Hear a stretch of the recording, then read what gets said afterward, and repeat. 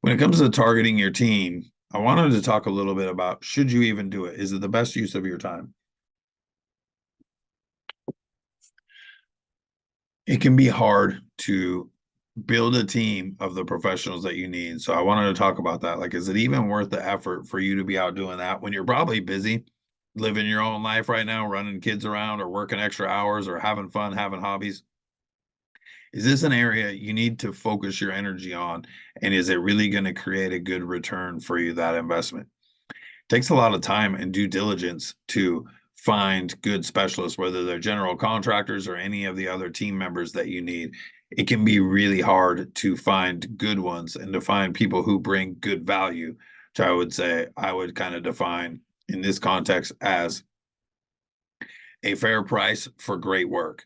That's what I would define value as. It can be really hard to find them. You can find some really bad contractors who are really good, work really cheap.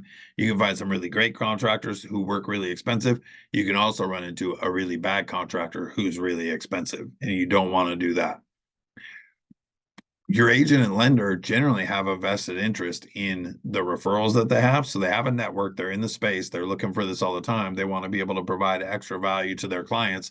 Ideally, I would say if they're good, and they have an interest in making sure that those contractors take care of those clients, and those contractors have an interest in taking care of the agent's clients because the agent and the lender are good referral sources to those contractors. So they don't have to go market for all the business because the agents are taking care of them.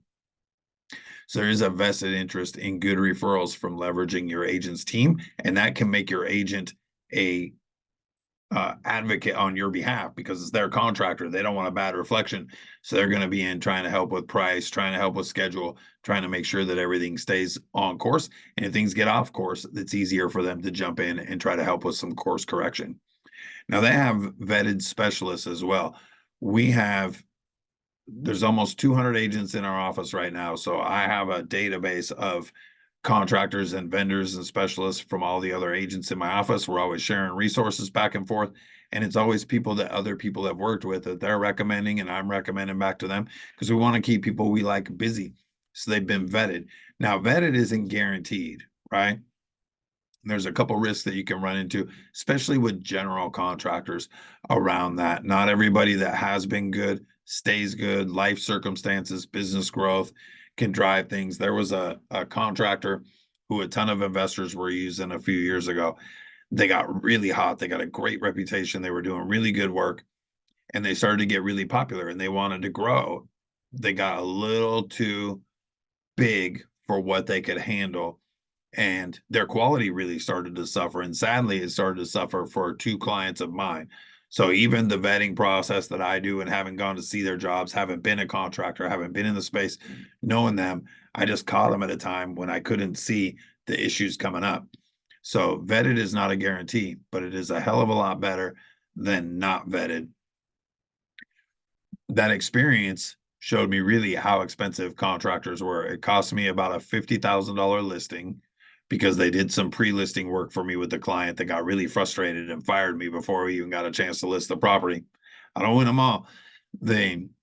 So that was expensive there for me. And I referred them to a really good friend of mine who they didn't do a great job. And that friend ended up having to hire somebody else to finish the work because they couldn't hold the schedule. So they just couldn't keep people working and they couldn't manage all the jobs that they had in the timelines that they had committed to. So that was expensive for my friend and expensive for me and the damage that it did, in my opinion, in that relationship. We're still good friends. I just feel like shit about it all the time. And then another thing, when you're trying to build your own team, like, do you want to risk your earnest money or missing deadlines around somebody you found off of Google or in the grocery store on a flyer coming to do something? Do you really want to jeopardize the house that you want to have over trying to cobble together a team? And then do you want to, are you aware of retail versus investor pricing? This is the thing that kind of is a surprise to a lot of people. And it's, I guess I just been in it so long, it's normal for me. But there's a couple of things to be aware of. There's kind of two types of contractors. There's like custom retail contractors that are really homeowner facing. And then there's investor type contractors that are more like subs that are general contractor facing, or they're more investor facing. You want to be aware of what you what you're looking for, how involved you want to be, and the experience that you want to have. The investor contractors are generally less money, but they're a very different experience than a retail contractor. Way more hands-on. They are nowhere near as polished. They're nowhere near as organized, and their bedside manner is generally nowhere near as good as a more retail homeowner-facing contractor. I will almost always refer out retail contractors. Now, I do get some pricing controls from the retail facing contractors. I almost never use guys that you hear advertising on the radio or TV. Those guys are like super retail. That's a whole different animal. But I do use people who are geared to homeowner facing stuff. Not all contractors want to work with investors because investors can be their own kind of pain in the you know what. So I like the guys who have a really good bedside manner, who have good operations, and who are fair on their pricing to refer out to homeowners to manage stuff. If I'm managing things for a client, then I might bring in the investor guys because I know how to manage them and how to set it up and what it is. But you want to be aware of that because you might find an investor grade contractor whose price looks really good, but their management fee from you is going to be high, and time and energy that you have to do, and in potential corners that they might want to cut that you'll have to know to catch them on. So you want to be aware of that. That's one of the risks when trying to find your own contractors.